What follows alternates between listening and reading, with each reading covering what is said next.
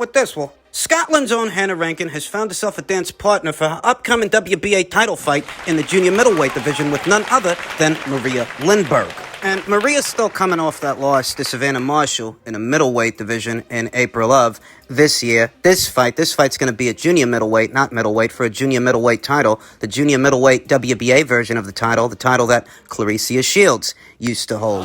And the landscape at 154 is changing. It's conceivable that titles are going to begin to change hands very soon because Clarissa Shields' next appearance won't be in the boxing ring. It's going to be in the octagon later on this fall. Thus, we might see a lot of newly crowned champions. I like Hannah Rankin to win this fight. I like Hannah Rankin to win this fight on points. She's coming off that win over Colosa Dobieni in March, I believe it was, of this year. You know, Maria Lindberg, she's a tough broad. She's been around the block. Lots of experiences with lots of good fighters, but at 44 years old, coming right off of that brutal knockout loss to Savannah, I don't like her chances against Hannah Rankin. The bigger, younger... 13 years younger. She's just not a safe bet to win this fight, in spite of her previous track record. And Hannah Rankin on points, that's the conservative prediction. That's the safe choice. We know that the WBA is currently in the process of phasing out interim titles. Well, last I checked, Raquel Miller was last registered as this division's WBA interim champion. One is left to wonder, should Hannah procure the full version of the WBA title in November,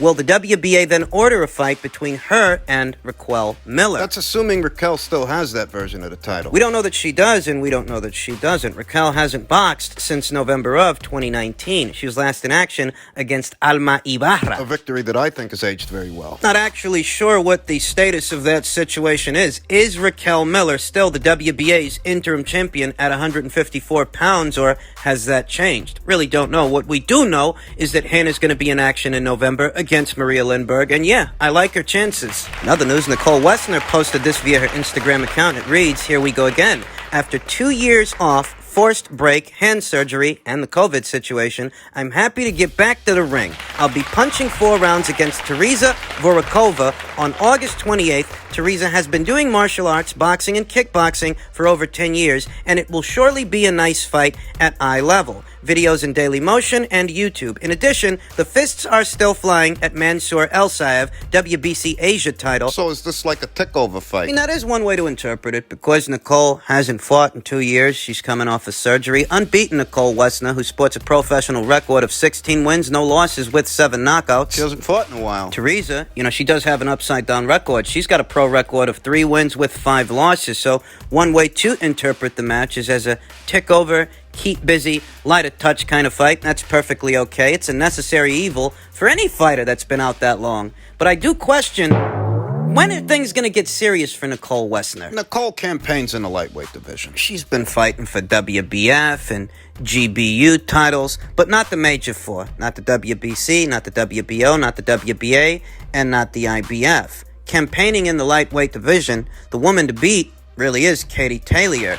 And, I look at what's going on. I look at Katie's next fight. Jennifer Hahn, the former IBF featherweight champion. She has since moved up in weight. I see the willingness of Jennifer Hahn to take on such an opponent. The enthusiasm. She wants that fight. She seems to relish the opportunity, and I find myself asking, when are we going to see that kind of enthusiasm from Nicole Wesner, who for the most part has been on the outskirts of the lightweight division? She's not taken on the best and brightest fighters that division has to offer, the familiar faces, the formidable fighters. Is it by design? Is it deliberate that you don't see more of a push from Nicole Wesner to fight the likes of a Katie Taylor or a Natasha Jonas? Is it by design that she don't fight for the Major 4? Quite, as long as you're not fighting for any of the Major 4 alphabet titles, that will keep you out of harm's way, and it could be interpreted as a means to preserve your unbeaten record. In any event, Nicole's going to be in action very soon, in a matter of weeks, on the 28th of this month, and where she goes from there is anybody's guess. Perhaps this could herald the beginning of a campaign to fight for one of the Major 4 titles, perhaps pursue a fight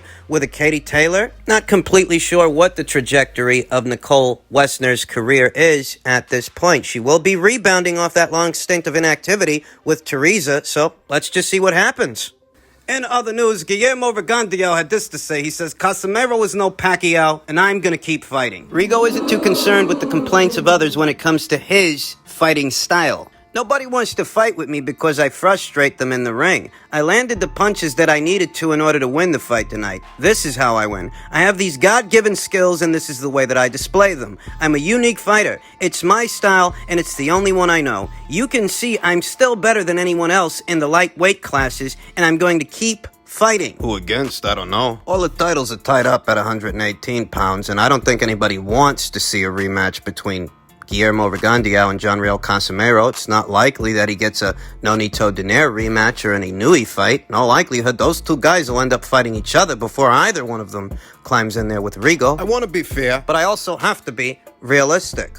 I don't think anybody's in a hurry to see Rigo fight again. So if he doesn't retire, if he decides to stick around, there's big question marks over who he fights and where he fights them and whether or not anybody wants to see it and how that affects the networks and whether or not they even want to put him on their cards. You know, Mark Ortega tweeted a very interesting tweet post-fight. He said, the funniest moment from last night, leaving the venue for Rigo versus Casimiro, group of friends complaining to their other friend. Dude, you said these fights were going to be fire. What the fuck? Was the ticket free? Then shut the fuck up. There was a lot of talk after the fight as far as who deserved the decision, who deserved to win. If I'm being honest, I don't think either of those guys, either Casimiro or Guillermo Vergandio, beat the man opposite the ring. Of course, Casimiro's too limited. And Guillermo Vergandio, he wasn't trying to. How are you supposed to beat him when you spend all night staying away from him? Man barely threw any punches. There were entire spells where Guillermo Vergandio was just crossing over from one part of the ring to another, one turnbuckle to the next,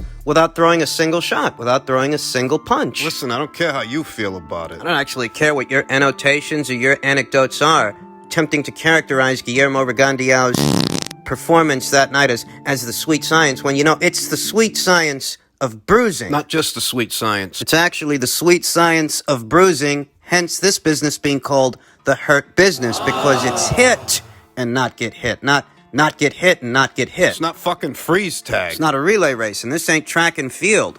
Guillermo Vergandio can hardly. He really thinks he won that fight? I mean, listen, I understand using the ring to your advantage, putting space between you and the other guy, giving yourself a break, taking your time, picking your shots. I get all of that, but that's not what that was on Saturday. When the centerpiece of your game plan is to keep yourself far out of striking distance, your opponent's striking distance, when you spend the whole fight trying to get away from the guy. Yeah, he can't hit you. The line between defense and outright running becomes blurred because you're doing this so often to where, yeah, the guy can't hit you, but you're so far out there that you can't hit him either. And you're not trying to. What's the game plan? Stay so far on the outside that this guy can't touch you and you can't touch him? Beat the clock? He fought a negative fight. I understand the sentiment that Vergandio-Casimiro didn't make the situation any better. In fact, he made it worse because he has his limitations as a boxer. He couldn't catch up to or pin down Guillermo Vergandio, but there's a fundamental question there. How is John Riel supposed to fight a guy that's not trying to fight him? I don't expect Rigo to just stand there. I don't expect Rigo to make himself an easy target, but what I do expect him to do is to land punches, enough punches that he wins decisively, or tries to win decisively at least. It was an awful fucking fight to watch. And on the heels of a performance like that, the powers that be, you know, they might not be in any hurry to put Guillermo Vergandio in very many significant fights moving forward because of his age, because of his style, because of the reaction that this fight has had. I mean, if you wanted to know how Al Heyman really felt about this fight, consider that he swapped Guillermo Vergandio for Nonito Donaire. He swapped him out. Did you forget that? Al Heyman in his heart of hearts knew the potential for Rigo to stink out the place. He knew in his heart of hearts that the Donaire fight would be a better, more high-level, more intriguing, more entertaining fight than putting John in there with Guillermo Vergandio. And you ain't got to take it from me. You can look up those reports yourself. The moment Al Heyman had an opportunity to make a better fight, that's what he did. It's not because Guillermo was injured. It's not because Guillermo couldn't compete. It's because Al Heyman thought the Donaire fight would be a better fight. And in that respect, he was right, because Rigo went out there and he didn't fight. Playing keep away with your opponent isn't fighting. Staying that far on the outside is hardly a fight. That don't make you Pernell Whitaker or Nicolino Loche. If Rigo doesn't want to retire, he doesn't have to. Do what he wants, but on the heels of a performance like that, I don't think very many people actually want to see him. And finally, Michael Hunter says he's eager to face Dillian Whyte. They don't want the smoke. He was quoted as saying, They'll never fight me. They wanted me to fight Filip Hrgovic. We both know that Eddie Hearn is not really fully promoting Hrgovic, so that was an easy one for him to try to make for the cheapest price. But when it comes to his fighters, I'll be the last person to fight his fighters. I could have fought them at any point. So I just think that they're going to stay away from me, and Dillion's team will stay away, and I just don't think they want the smoke. They keep coming around the United States trying to get opponents. I think that the fans are going to keep pressing them for me to fight him. I think he's got to be very careful on his steps here in America. I think that he can't just come to America thinking that he can fight any old body without my name being mentioned. My fans love Dillian Whyte. They think that's a great fight for me. I think that's a great fight for me. But Dillian has got his shades on, his hater blockers on. He doesn't want no part of it. I respect it. I can't do nothing but respect it. It is a good fight. In all honesty, Dillian Whyte versus Michael Hunter is a better fight than Dillian Whyte versus Sean Franklin or Dillian Whyte versus Chris Areola. Dillian Whyte versus Michael Hunter is a more intriguing fight than any of those fights with those opponent options that Dillian Whyte is currently mulling over. That bit of it, that much is true. But when he says that Eddie won't let him fight his fighters, that's where Michael got creative with what's going on here, because what's going on here, or what was going on here, is that Michael Hunter was supposed to fight Filip Hrgovic in an IBF final eliminator that would have got him an Anthony Joshua fight, provided that he won. And Michael Hunter instead chose to jump in bed with Triller. Isn't Anthony Joshua Eddie's prized stallion? You fight Hrgovic and you beat Hrgovic, you get the Joshua fight. You win the sweepstakes. All you got to do is make it through it. And because it was an IBF final eliminator, not a WBC, not a WBA, or a WBO final eliminator, an IBF final eliminator. The IBF, who we all know, take their mandates and their mandatories very seriously, and they always order them in a timely fashion. All you had to do was make it through Filip. Michael Hunter went on to say he hasn't fought any and everybody. It's not like he's defended his position. They put him in there with an eliminator and he lost. I've never seen how you get a rematch off an eliminator. So to me, I don't think that he really deserves it when we talk about it like that. Yeah, but he can turn around and say the same thing about you. What position was Michael Hunter in fighting the likes of a Mike Wilson? What does that do for him? Breast tax. Michael Hunter has jumped into bed with Triller, and it appears to be a multi-fight commitment he's entered into. On the Triller side of things, you're basically behind a $30 a month to a $300 a year paywall. That's what that would run the boxing fans. And behind that paywall, you have no opponents, because Triller doesn't have a heavyweight stable. The most they can do is conjure up guys like Mike Wilson for you to fight. You'll excuse me for saying so, but nobody's going to pay $30 a month to see you fight the likes of a Mike Wilson. Until Triller puts together a decent-sized offer, decent enough, to entice Dillian Whyte, this fight don't materialize. It don't get off the ground. And to my knowledge, Triller hasn't done that yet. Don't know if they're going to. Don't know if they're not. Maybe they will. Things to think about in reference to that scenario are, Triller seems to cater mostly to an American audience. So what's Dillian Whyte versus Michael Hunter worth in America to Triller? Dillian Whyte's got a bigger name in the UK than Michael Hunter has in the US. But in the US, neither one of these guys... Neither one is a superstar. Neither one of these guys are a box office draw. So here in America, Triller, how much of Triller's money would it take to get Dillian Whyte to cross over to their side of things to fight Michael Hunter? And would they even be willing to put it up? I mean, look at the situation they've still got going on with Teofimo Lopez and George Kambosos Jr. They went from trying to stage it here in America, in Miami, to trying to stage it in Australia, and now what they're talking about is taking the fight over to the Middle East. Look at how long it's taking them. I understand that a lot has happened since then. The fight got moved from June 5th to June 19th to sometime potentially in August to potentially September. Now it's October. Now we're talking about the fight happening in the fall in the Middle East. They've already had all these issues with that very basic, run-of-the-mill fight. How many more issues would they have trying to put on Dillian Whyte and Michael Hunter? There are a number of reasons why I think that, in spite of this being a very good fight, it's a fight that doesn't happen. I'm not sure that Triller will make Dillian Whyte an offer, and even if they do, I'm not sure that Dillian Whyte will accept it due to Triller's track record in the sport of boxing so far. I don't think this fight happens. Michael Hunter, he made some mention of the fans and what the fans want to see. He referenced the fans, the ones that might want to see him fight Dillian Whyte. There are those fans.